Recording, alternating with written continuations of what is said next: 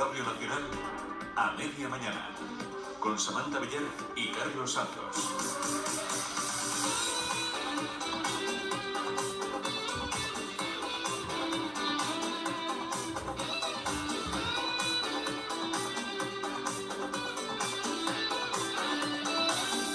11 y 8 minutos, 18 minutos en las Islas Canarias. Es una hora estupenda para desarrollar toda suerte de actividades.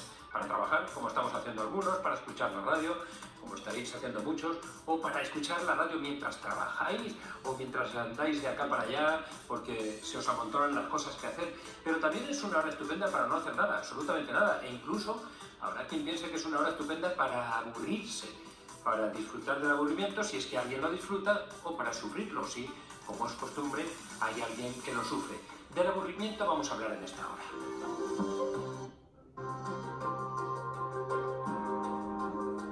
A todos nos visita alguna vez en su forma más sencilla y pasajera o en su expresión profunda y duradera. Y hoy queremos que sea protagonista de los próximos minutos de programa. Si tiene que hacer alguna reclamación como consumidor, llame a este número. Me aburro.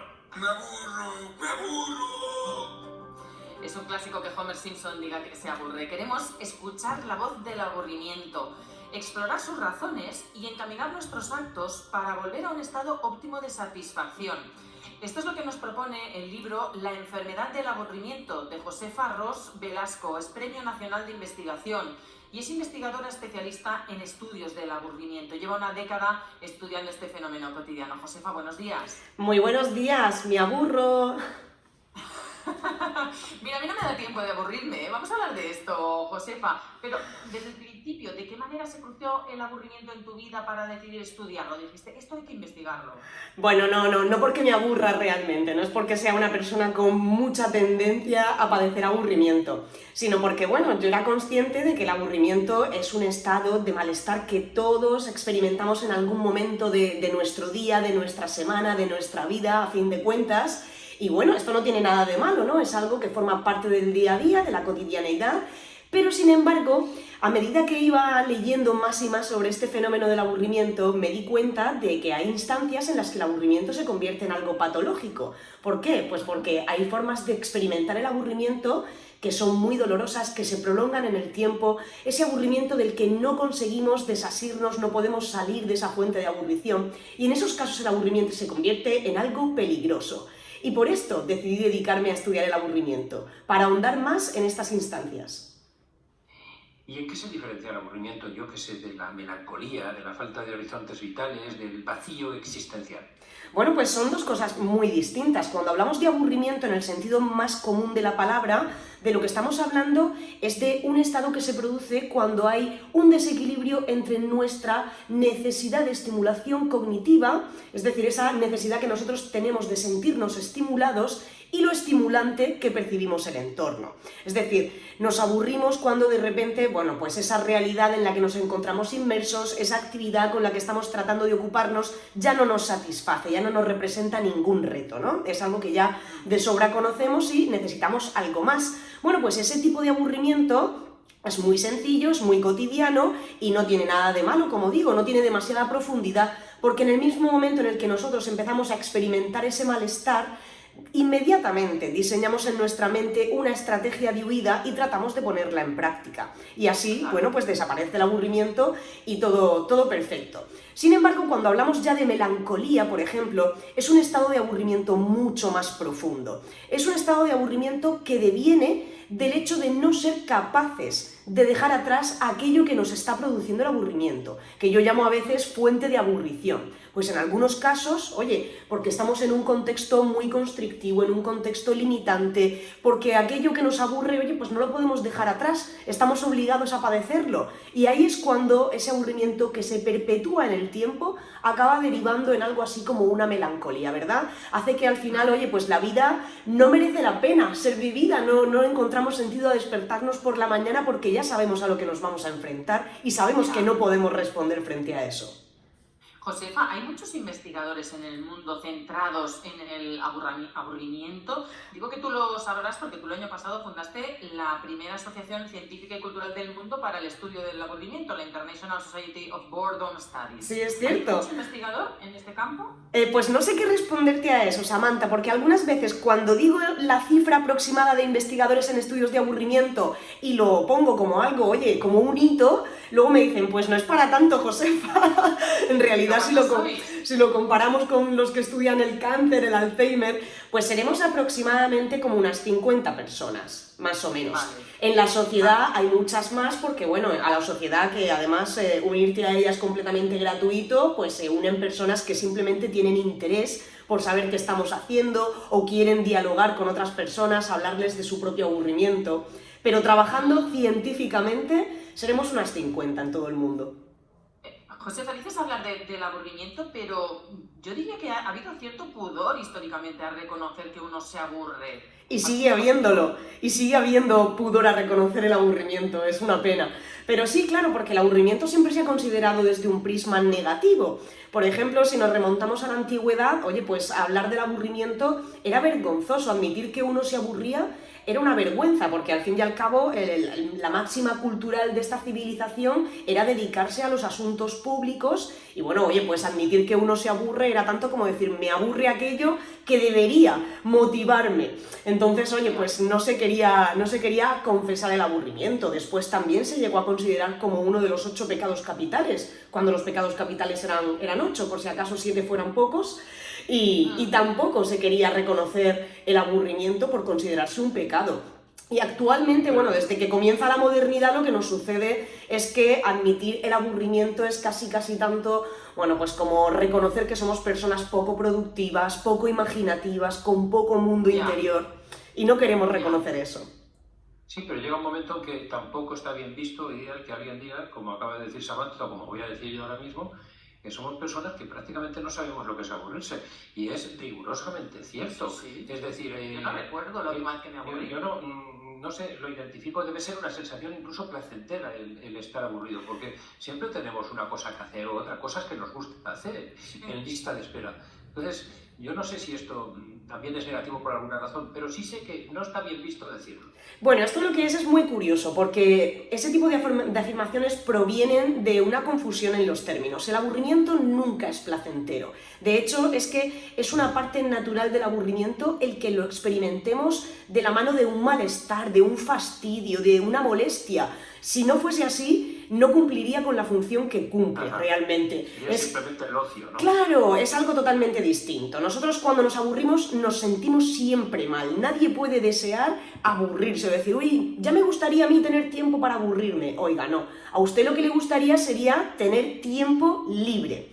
Tener tiempo al margen de esas obligaciones que copan las horas de su día, de su semana. Le gustaría tener tiempo para sus libres realizaciones, tiempo del poder. Y un poquito en detrimento del tiempo del deber, ¿no? Que es el que dedicamos a esas obligaciones. Entonces es algo completamente diferente, pero solamente la audiencia tiene que pensar en el siguiente ejemplo. Que recuerden la última vez que pusieron una película y de repente a la media hora dijeron, jolín, qué tostón, esto no hay quien lo soporte, qué aburrimiento de película. ¿A que nadie querría alargar ese estado de desazón, de malestar, durante una tarde entera? Por supuesto que no. Ya. Bueno, Entonces, pero sí que avanzamos hasta el final con una especie de obligación impuesta, ¿no? Hay que acabarlo, hay que acabar este libro que es un tostón o la película, ¿no? Bueno, yo en esos casos desde luego recomiendo escuchar el aburrimiento de manera individual, y cuando tu aburrimiento te está diciendo no continúes con esto, no te expongas más a esta situación porque no te está reportando ninguna satisfacción, ningún significado, hay que escuchar al aburrimiento y hacerle caso y cerrar el libro. Mira qué bien, ya tengo la excusa perfecta, ¿no? Claro, no tienes que invertir tu vida en aburrirte. O aprovechar o convertirlo en energía positiva, como hacemos muchos. Esas películas espantosas sirven para dormir la siesta.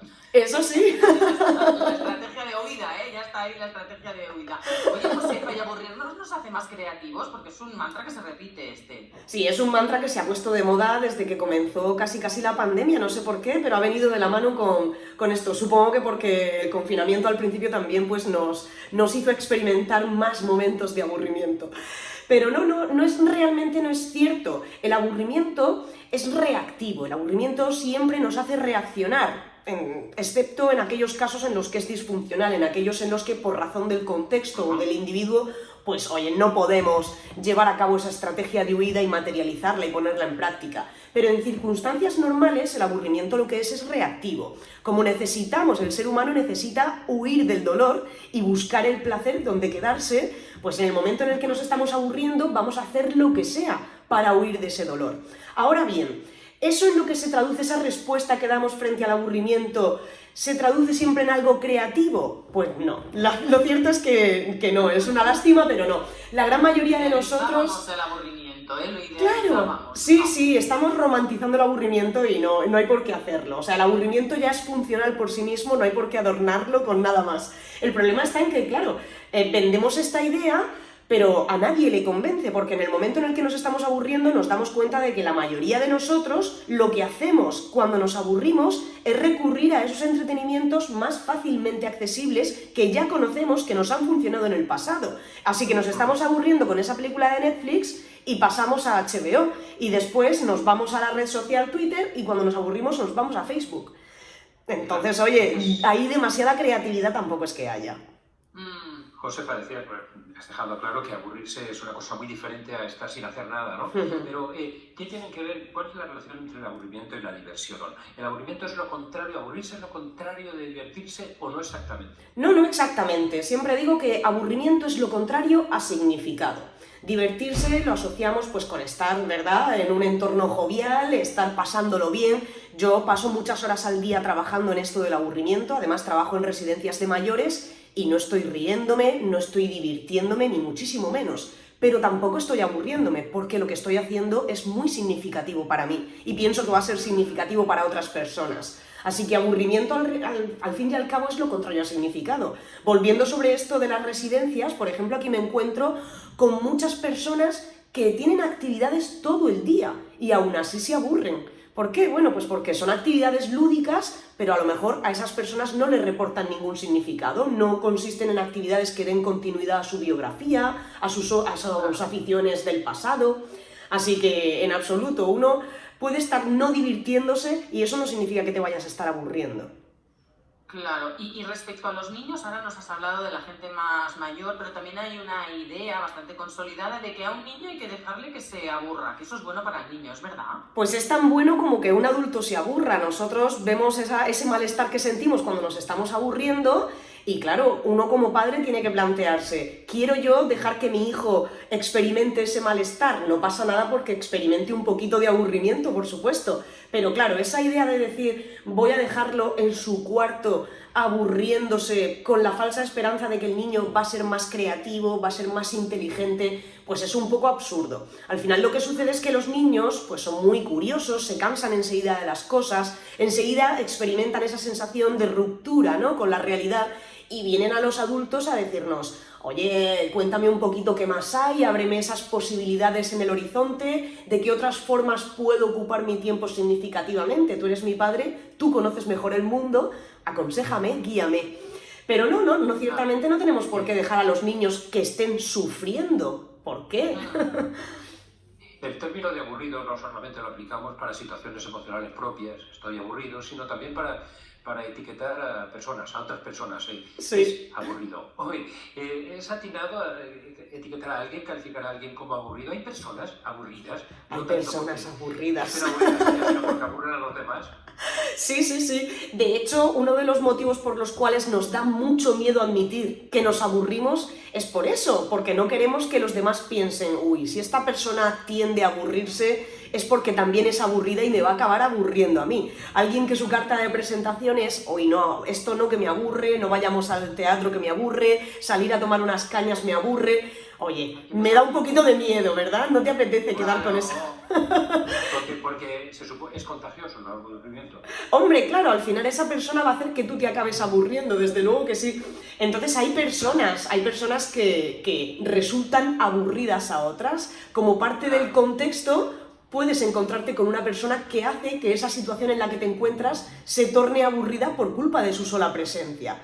personas que son repetitivas, que no tienen conversación o que siempre te cuentan lo mismo, bueno, que son poco creativas, al final nos pueden aburrir. Hay un estudio que dice que el perfil de la persona más aburrida del mundo es el de la persona que trabaja en cuestiones de administración y que vive en el entorno rural. No sé si será cierto. Habría que explorarlo, vete a saber, porque a veces hay unos clichés que luego nos podría sorprender, pero bueno. Por eso mismo. Están una felicidad absoluta trabajando ahora mismo en entorno rural, teletrabajando en temas administrativos. Sí. Por eso, es algo muy relativo. Los oyentes habrán escuchado, las oyentes habrán escuchado que Josefa Ros Velasco está investigando el aburrimiento en residencias geriátricas. Además, ella ha acuñado un nuevo término, se llama aburrimiento situacional cronificado. ¿Qué es esto, Josefa? Pues es un término, Samantha, que desarrollé para diferenciar dentro de esas experiencias del aburrimiento que permanecen en el tiempo, que no nos resulta fácil huir de ellas.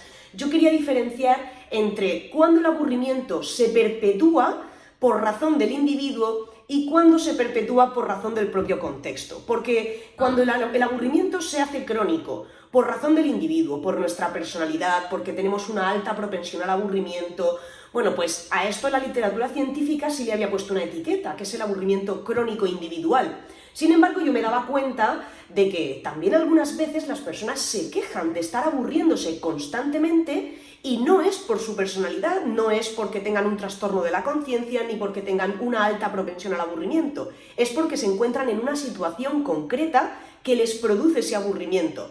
Y esas personas saben perfectamente qué les gustaría hacer para dejar de aburrirse, son capaces de generar esa estrategia de huida en sus mentes, pero no pueden ponerla en práctica porque el contexto no se lo permite. Entonces a esto, para diferenciarlo, decidí ponerle, ¿no?, la etiqueta de aburrimiento situacional, porque depende del contexto, no del individuo, y cronificado, porque es un aburrimiento que permanece en el tiempo, que se cronifica. Bueno, pero si es situacional, se podrá actuar en esa situación para que los residentes no se aburran, ¿no? ¿Cómo se combate el aburrimiento en las residencias, por ejemplo, Josefa? Pues ese es a veces el problema, que la propia situación es la fuente de aburrición y la que impide que las personas dejen atrás ese aburrimiento, que reaccionen frente a su aburrimiento. En el caso de las residencias esto sucede porque estamos hablando de personas dependientes, personas que necesitan mucho apoyo y además, bueno, pues viven institucionalizadas y en las instituciones a veces se da prioridad a cuestiones como la seguridad.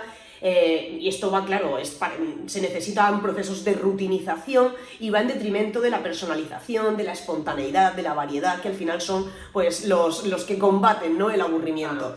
Entonces, ¿Y este incide en la salud, esto, el aburrimiento? Sí, por supuesto, no solamente en la de las personas mayores, sino en la población en general. Siempre que nos encontramos en una de esas situaciones en las que nos aburrimos de forma perenne, esto tiene consecuencias en nuestra salud. De hecho, casi toda la literatura científica se ha volcado en estudiar esos consecuentes negativos de padecer aburrimiento de forma crónica o cronificada. Y sobre todo se han detectado pues, que hay vínculos con empeoramiento de trastornos mentales, de condiciones preexistentes como la depresión, la sensación de soledad, desencadena estados de estrés, de ansiedad, al final también apatía, desde luego desinterés por el mundo exterior. En el caso de las personas mayores, desadherencia a la toma de medicamentos, no participan de las actividades de la residencia, trastornos del sueño, trastornos alimenticios, desarrollo de conductas violentas, incluso autolesión. Ya. Una cosa, Josefa, la solución, si es que existe al aburrimiento, desde luego, si se plantea como un problema, tal como lo estamos hablando, hay que intentar buscar soluciones, ¿está en la ciencia o está en la filosofía? La filosofía es ciencia también. ¿Cómo se te ocurre hacerle esa pregunta a un filósofo? Bueno, hace falta... ¿Está en Platón o está en Prozac? Hace falta, qué bonito, me ha encantado esa disyuntiva, hace falta el trabajo multidisciplinar. Esa es la razón por la cual decidí fundar la International Society of Boredom Studies, porque estábamos cada uno trabajando sobre el aburrimiento desde nuestras respectivas disciplinas, incapaces de llegar a un consenso para definir siquiera qué era el aburrimiento, sin leernos entre nosotros, bueno, neuropsiquiatras, zoólogos, antropólogos, sociólogos, filósofos, y yo creo que es justo ahora que estamos obligándonos a trabajar de manera conjunta, que estamos realizando pues esta conferencia bianual en la que cada 2 años nos encontramos procedentes de todas las disciplinas y nos exponemos los unos a los otros. ¿Qué estamos haciendo? Y discutimos, debatimos, y es ahora cuando creo realmente que nos estamos dando cuenta de que tanto la filosofía como la medicina, por ejemplo, dicen lo mismo. Lleva la filosofía diciendo siglos lo que ahora está diciendo la psiquiatría sobre el aburrimiento, pero con otros términos. Así que nos damos cuenta de que estábamos en el mismo barco y no éramos conscientes de ello. O sea que la solución pasa por ese trabajo multidisciplinar, sin duda. Digo que hemos hablado hasta ahora del aburrimiento individual, pero resulta, atención oyentes, que también existe el aburrimiento colectivo. Josefa, ¿un país se puede aburrir? Sí, por supuesto. Cuando hablamos de un aburrimiento colectivo puede ser a escala micro, por ejemplo, como en una residencia de mayores, hay un grupo que se aburre, en un aula también puede haber un grupo de alumnos que se aburre. Podemos hablar de una cultura y de un país. Todo un país puede estar aburrido. De hecho, a mí me da la sensación a veces de que España se encuentra bastante aburrida. Y si nos movemos a un nivel superior, a nivel global, también es fácil percatarse, los colegas que hacen fenomenología del presente, la sociología, es muy fácil percatarse de que hay un halo de hastío, un cansancio frente a los ritmos sobre los que estamos desarrollando nuestras vidas, nuestro estilo de vida, que al final, bueno, pues es una herencia, ¿no? Esa necesidad de sentir que tenemos que producir todo el tiempo, que tenemos que estar activos, y no solamente estarlo, sino mostrárselo a los demás, que es el paso que hemos dado ya en el siglo XXI. Ahora, además de hacerlo, tenemos que enseñárselo al mundo, si no es como si no lo hubiésemos hecho. Oye, Josefa, y por ir acabando, ¿qué consecuencias puede tener que un país se aburra? ¿Qué puede suceder? Bueno, cuando el aburrimiento, esto es una forma de aburrimiento situacional cronificado, son las estructuras sociales las que provocan aburrimiento, todo un país va a acabar aburriéndose o incluso la humanidad puede acabar aburriéndose y aguantaremos ese aburrimiento mientras no demos con una fórmula para revertirlo. Se hará crónico y llegará un momento en el que al final seremos testigos de una reacción explosiva, de una reacción extrema para revertir ese sistema que está generando aburrimiento, que está generando ese hastío, ese cansancio a nivel colectivo. Entonces, bueno, pues esto se ha dado muchas veces a lo largo de la historia y de aquí pues han salido las mejores revoluciones y las guerras más desastrosas. Así que nunca podemos saber... Pero cuidado, en el plano contrario, pues los clásicos decían que la democracia está muy bien, que sea aburrida, es decir, que cuando te llamen de madrugada a tu casa, pues pienses que es el lechero, y ya está. Efectivamente, al final dicen... Ese efecto de aburrimiento que puede tener un sistema democrático, pues yo creo que es muy placentero.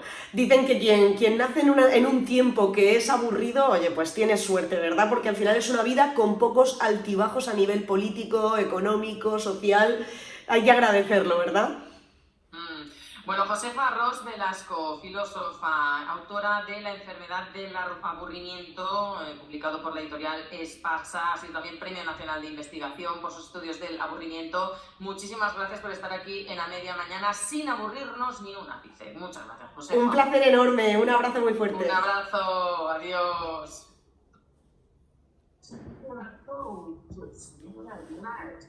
I'm still sitting in mode. Oh, I get mad because I'm